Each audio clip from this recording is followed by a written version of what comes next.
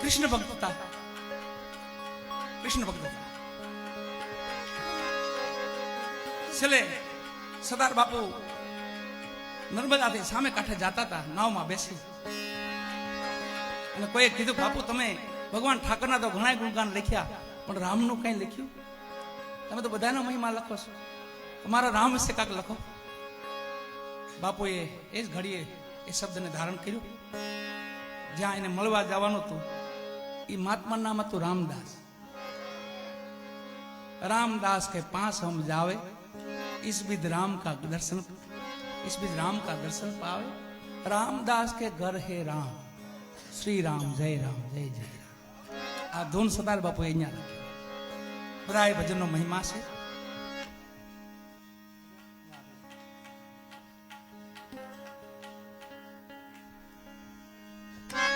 આજે આપને બાપુ ચાપીડા છે, ગફાર બાપુ, એટલે થોડીક સુફી મોજ.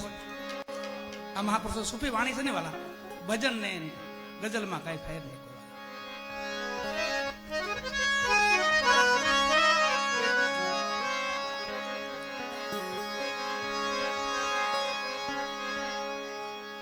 મલક બાબા સુફી મહાપુરુષ હતા, હોથી સાહેબ સુફી મહાપુરુષ હતા, અનવર મિયા કાજી સુફી મહાપુરુષ હતા, સરદાર બાપુના ગુરુ હતા. અને કાજી મામદ શાહ મનરૂપી મૃગલાને મારો મામદ કે મનરૂપી મૃગલાને કોઈ મારો, એ આપણા લીલિયાના કાજી મામદ શાહ.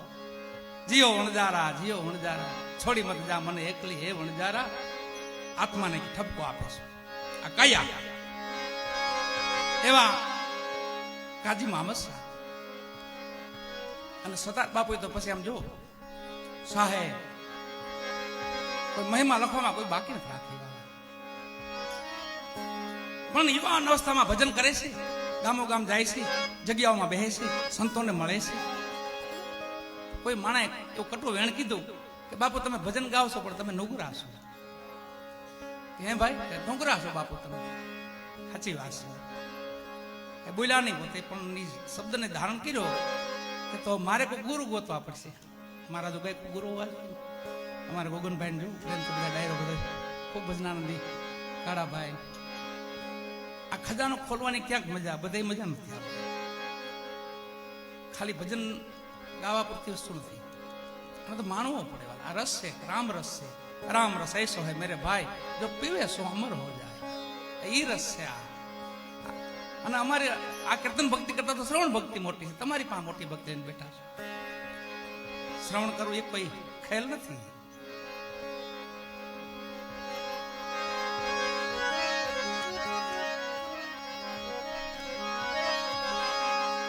હા ભાઈ સાચી વાત. પણ દ્રષ્ટિમાં કોણ આવ્યા ખબર? અનવર મિયા કાજી વિસનગર, વિસનગર અનવર મિયા કાજી દ્રષ્ટિમાં આવ્યા. ઓ મારે તો અનવર મિયાના ચરણે જવું છે. ક્યાં મને મળે, ક્યાં મળે? લો લાગી. અને થોડાક દીખ્યા ને હિતાભાઈ તો ખબર પડી બાપુ વડોદરા આવે છે, સેવક ને અહીંયા આવે છે. રાજી થઈ ગયા પોતે, વગર આમંત્રણે કાંઈ વાયક બાયક કઈ નહીં. કાળાભાઈ એમને સીધા ભાઈ ગયા, મારા ગુરુ આવે છે, હાલો. મનોમનથી માની લીધેલા. હજી અનવર મિયા ઓળખતા નથી, નામથી ઓળખે સતાર ભજનીક છે એવું નામથી ઓળખે છે ખાલી. પણ અહીંયા અનવર મિયા કાજીનો સત્સંગ હાલે છે, એમાં સભામાં આવીને બેહી ગયા વચ્ચે. તો અનવર મિયા કાજી એટલે હોથી સાહેબના શિષ્ય હતા, અને હોથી સાહેબ એટલે મોરાર સાહેબના શિષ્ય હતા, અને મોરાર સાહેબ સદગુરુ ભાણ સાહેબના શિષ્ય હતા, રવિ સાહેબના શિષ્ય હતા, અને રવિ સદગુરુ ભાણ, અને ભાણ ઈજ કબીર, અને ભાણ ઈજ દત્ત મહારાજ. આપણા દત્ત મહારાજ છે ને એનો અવતાર છે. ઈ પરંપરામાંથી છેલ્લે અનવર મિયા કાજી આમ જોયું ને, ઓહો સતાર આવ્યા છે, તો પોતે રાજી છે અંદરથી. સંત કોઈ દેખીને રાજી થાય ને તો માનો ને ખુલી ગયા વગર હાબુએ હોવું ન પડે. પછી રાજી થવો જોઈએ સાધુડો.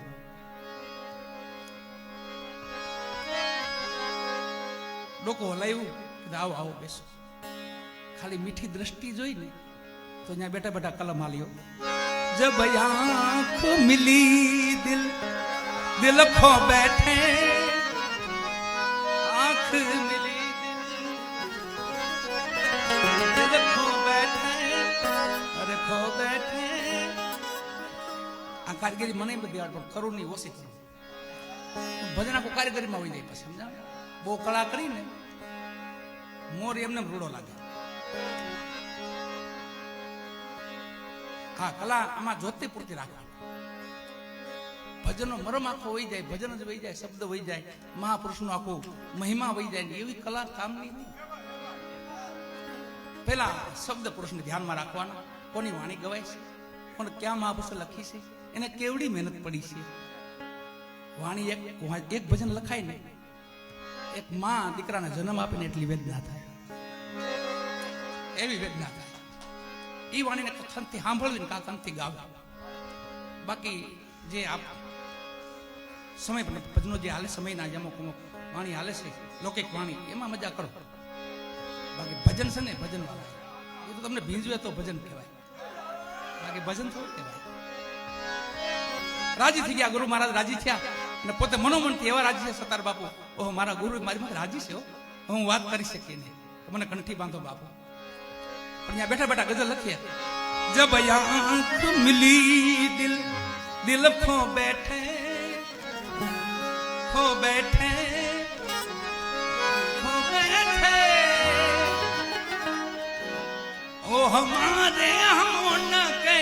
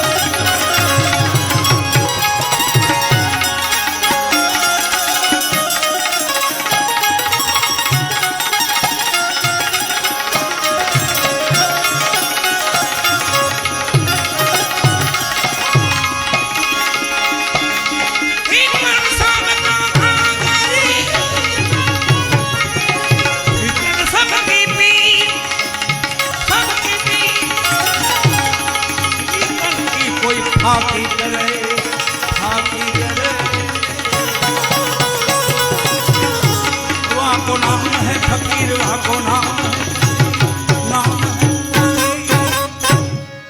ફિકર કે કોઈ ફાક કરે વાકો નામ ફકીર મલન દશા કહેવાય દેહની પરવા ન હોય એવા મલન ફકીરો આપણા ઓલી આવો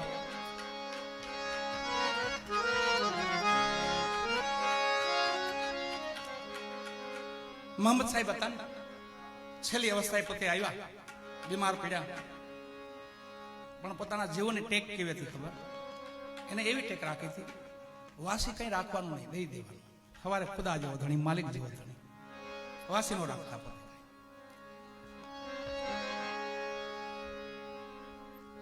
એમાં માતાજીને ચિંતા થઈ છે કે બીમાર છે રાતના કોઈ વૈદ આવશે હકીમ આવશે તો મારે કાંક ડોકડો દામ એ સમયનું દામ જે હાલતું દેવું પડશે એના ઓશિકા નીચે 5 દિનારો રાખી દીધી અને સેવા કરે છે મોહમ્મદ સાહેબે કીધું સતી સાંભળ્યું તમે કેમ ઉદાસ છો આજે અરે નહીં માલિક કઈ ઉદાસ નથી આપ બીમાર છો મને ચિંતા છે કે નહીં માટે સંતાડો છો બોલો સાચું બોલી જાય તો પ્રભુ તમારથી મેં 5 દિનાર હતાડી રાખી તમારા ઓશિકા નીચે રાખી હે તો આપણો વિશ્વાસનો ભંગ થાય ને આપણે ખુદામાં તો ભરોસો રાખ્યો છે સવારની ઉપાધિ નહીં કરવાની અત્યારે કોકને દી આવો જાઓ દામ જે દિનાર છે ને અત્યારે આપી આવો અરે મધરાત થઈ છે અત્યારે ક્યાં જાવ નહીં બહાર જઈને અવાજ મારો ઝાપલીએ જઈને અવાજ માર્યો ને એક ફકીર આવ્યા આમ થયો એના હાથમાં દિનાર આપી પાછી ઝાપલી આડી દીધી આવીને સાહેબ પાસે બેસી ગયા સાહેબને કીધું સાહેબે પૂછ્યું એવું કોઈ હા એક ફકીર આવ્યા હતા એમ જેમ રાતનો લેવા આવે ને એમ રાતનો દેવા આવે સતી ભરોસો રાખજો એવી સોફી દશા ઈશ્વર આપણા સંતો આપણા ફકીરો આપણા ઓલિયાઓ ઈ મસ્તી માથે હાલવાળા પછી કે હું દાદા કહેતું ભલે અહીંયા ભીખુ સાહેબ બાપુ બેઠા છે મારા અને મારા ગફાર બાપુ તો ગફાર એટલે ભગવાનનું નામ છે એમ ઠાકરનું નામ લઈને આપણે ગોપાલ ગોવિંદ એમાં માહી ગફાર ગજબ અનેક બધાના નામ છે એવા ગફાર બાપુ તો વાલા જાગૃત ઓલિયો છે આપણે ક્યાંય આપણી પાસે ધણી બેઠા છે પેલા દ્વારકાધીશ બેઠો છે જગતનો નાથ બેઠો છે જગત ગુરુ બેઠો છે જગત ગુરુ બધું પાછળ આવી જાય અને આવા મહાપુરુષો છે આનો સંગ કરી બસ સેજે સેજ જીવન પાર થઈ જાય છે અને કઈ ભાર નથી થવાનો પણ આ સંગથી બધું પ્રાપ્ત થાય છે એના ચરણમાં બધું માલિકના દરબારમાં ઠાકરના ધણીના દરબારમાં રામદેવજી મહારાજના ચરણમાં બધું અર્પણ કરી ગયો ને મૂકી ગયો ને રાયને ગાડું બે એટલે જો તમારું ગાડું હાલે પછી કોઈ રોકી ન ઓકે ને પછી પોતે જ હાંકતો હોય ને બુડાણા ભગત આવ્યો ને અહીંયા કીધું કે હવે તમે જ હાંકી જો ને મને બુડા લગી હું હાંકું તમે બેહો એ હું કામ કરવું જોઈએ તમે આલ્યો રાયને ગાડું તમે રાખો બુડાણા ભગત એમ લઈ ગયા તો ઠાકર નહીં અને ઠાકર ગાડું હાંક્યું પછી એનું ઈ આપણા સભી સંતો મહાપુરુષો જતી સતી ઓલિયાઓ આ ભૂમિ આપણી એવી ભૂમિ છે આના ગુણગાન ગાઈ એટલા ઓછા વાલા ગાઈ એટલા ઓછા એટલા ભક્તો ગામો ગામ એટલા જતી સતીઓ એટલા સંતો પીડા છે ભૂતમાં ઘણા થયા હાલમાં ઘણા છે ભવિષ્યમાં ઘણા થાય આ 33 નું મંડળ છે એમ થોડું તૂટે